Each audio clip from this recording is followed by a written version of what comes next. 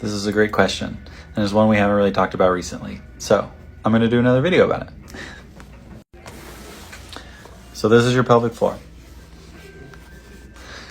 You've got the bladder that sits on top of it, and you've got the colon, the large intestine, but all of this red inside here are pelvic floor muscles.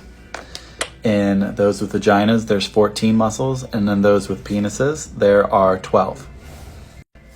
All of these muscles in red here are under our voluntary control, meaning that we have the ability to contract and relax them whenever we choose.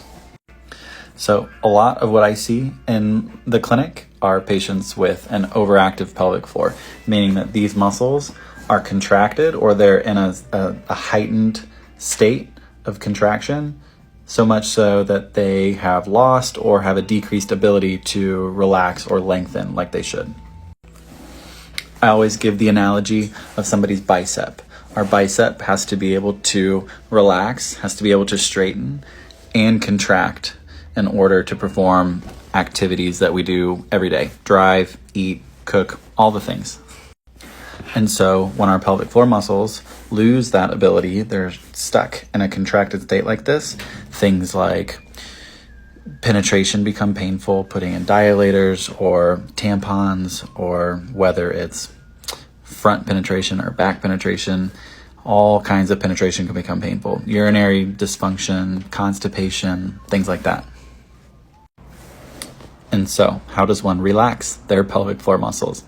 So I like to give the analogy of a mouth yawning or a flower blooming. If you think about the external anal sphincter or somebody's anus, when you're looking at it, front on, if you're looking at it, the external anal sphincter, when you relax, should gently lengthen and pucker out like this. And whenever you contract, it should squeeze and pull up and in just like that.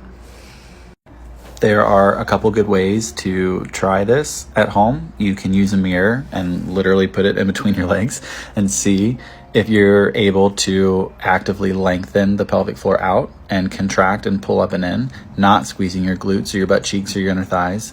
That's important.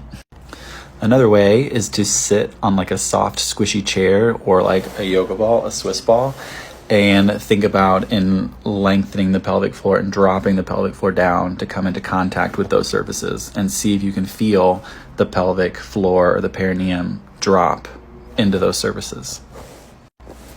Another great way is to go see a pelvic floor PT, because it's likely that if you have a hard time with this, you may have other symptoms that they can help with.